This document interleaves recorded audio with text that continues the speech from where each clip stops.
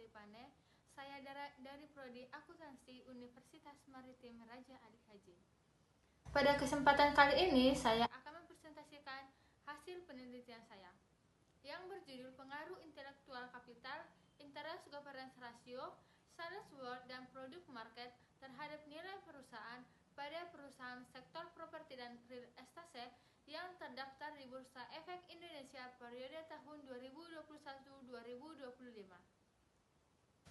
Menjadi latar belakang dari penelitian saya ini yaitu fenomena yang terjadi pada perusahaan sektor properti dan real estate di Indonesia menunjukkan bahwa nilai perusahaan atau yang mengalami fluktuasi dari tahun ke tahun. Beberapa perusahaan mengalami penurunan nilai meskipun kinerja penjualannya meningkat.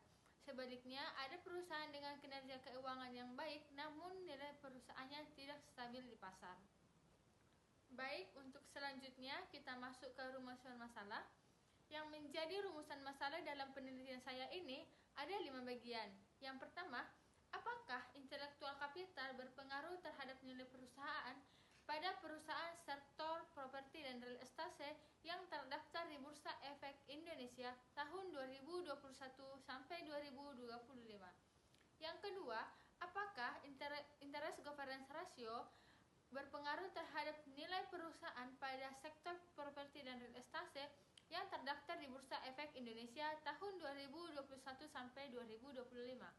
Yang ketiga, apakah sales world berpengaruh terhadap nilai perusahaan pada sektor properti dan real estate yang terdaftar di Bursa Efek Indonesia tahun 2021 sampai 2025.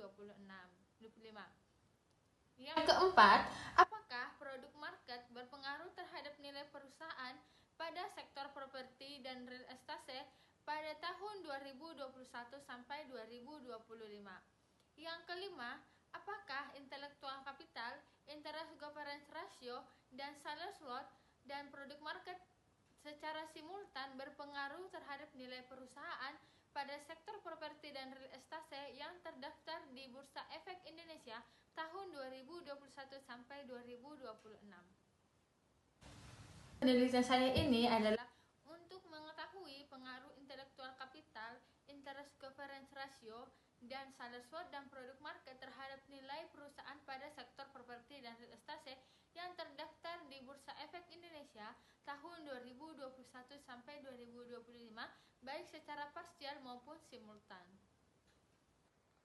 Baik, selanjutnya di sini kita masuk ke landasan teori. Di sini saya menggunakan 2 teori. Yang pertama, teori sinyal atau sinyal teori, dan yang kedua, teori keagenan. Yang pertama, sinyal teori. Sinyal teori ini diperkenalkan oleh Spence pada tahun 1973 yang menjelaskan bahwa asimetri informasi antara manajemen internal dan investor itu eksternal. Nah, informasi keuangan yang sehat yang menjadi salah satu sinyal positif yang meningkatkan kepercayaan pemegang saham, menaikkan harga saham sehingga dapat menambahkan nilai sebuah perusahaan. Yang kedua, ini teori keagenan. Ini pertama kali diajukan oleh Johnson dan McLean yang pada tahun 1976 yang menjelaskan bahwa konflik keagenan akibat kepentingan antara pemegang saham dan manajemen. Nah, manajemen ini berkewajiban untuk mengoptimasikan sumber daya intelektual dan menjaga likuiditas keuangan guna untuk meningkatkan biaya agensi demi kemakmuran pemilik. Baik, selanjutnya kita masuk ke kerangka berpikir. Ini kerangka berpikir intelektual terhadap nilai perusahaan, interest governance ratio terhadap nilai perusahaan, sales world terhadap nilai perusahaan, dan produk market terhadap nilai perusahaan. Sekarang kita masuk ke metode penelitian. Metode penelitian yang saya gunakan yaitu pendekatan kuantitatif yang menurut Rajat dan Jam pada tahun 2017. Ini metode kuantitatif ini metode penelitian yang memanfaatkan data berbentuk angka dan dianalisis menggunakan teknik statistik untuk menguji hipotesis yang telah ditetapkan.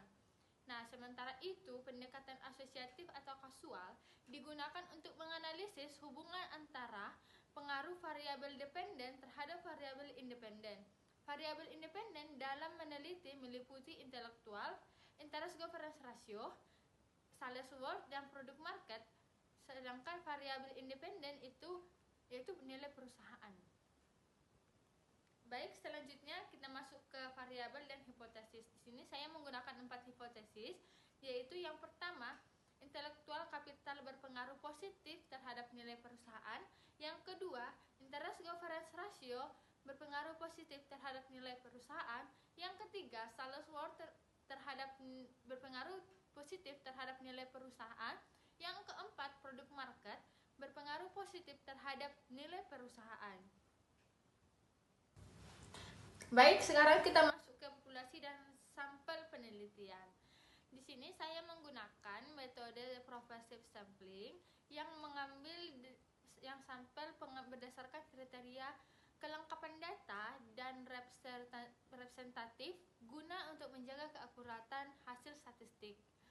Nah, sumber data diperoleh secara data sekunder melalui publikasi laporan keuangan dari resmi websitenya perusahaan dan dari Bursa Efek Indonesia. Di sini saya menggunakan 2 kriteria. Yang pertama itu tidak mempublikasikan laporan keuangan secara lengkap mulai dari tahun 2021 sampai 2025. Yang kedua, memiliki data variabel lengkap yaitu semua data yang dibutuhkan, variabel dibutuhkan. Di sini saya mendapatkan populasi perusahaan properti dan Estase yang terdaftar di Bursa Efek Indonesia ada 92 dan tidak mempublikasikan laporan keuangannya ada 34 perusahaan dan tidak memiliki data variabel kelengkapan ada 22. Maka semuanya itu saya dapatkan sampel ada 36 untuk tahunnya selama 5 tahun, 36 dikali 5 jadi 180 sampel peneliti observasi yang saya dapatkan. Baik, sekarang kita masuk ke operasional variabel. Yang pertama ada di sini nilai perusahaan yaitu Y, yang menjadi definisi operasionalnya yaitu persepsi investor terhadap keberhasilan suatu perusahaan. Di sini saya menggunakan alat ukur FEB yang dimana rumusnya harga saham per lembar dibagi nilai buku per lembar saham. Nah, yang kedua saya menggunakan intelektual kapital. Intelektual kapital ini mengelola nilai tambah modal secara intelektual. Nah, di sini saya menggunakan alat ukurnya VAIC yang rumusnya terdapat di dalam PPT yaitu FVC ditambah FFU tambah STFA. Yang selanjutnya di sini ada interest governance ratio yaitu kemampuan melunasi beban bunga pinjaman yaitu ICR yang saya menggunakan alat ukur ICR yang rumusnya EBIT dibagi beban bunga. Yang selanjutnya saya menggunakan sales worth yaitu laju pertumbuhan volume penjualan tahunan. Sales worth ini rumusnya sales sebelumnya dikurang sales yang akan datang dibagi dengan sales yang akan datang. Ini yang ketiga yaitu sales produk market. Produk market ini kekuatan persaingan pasar ini yaitu saya menggunakan HHI.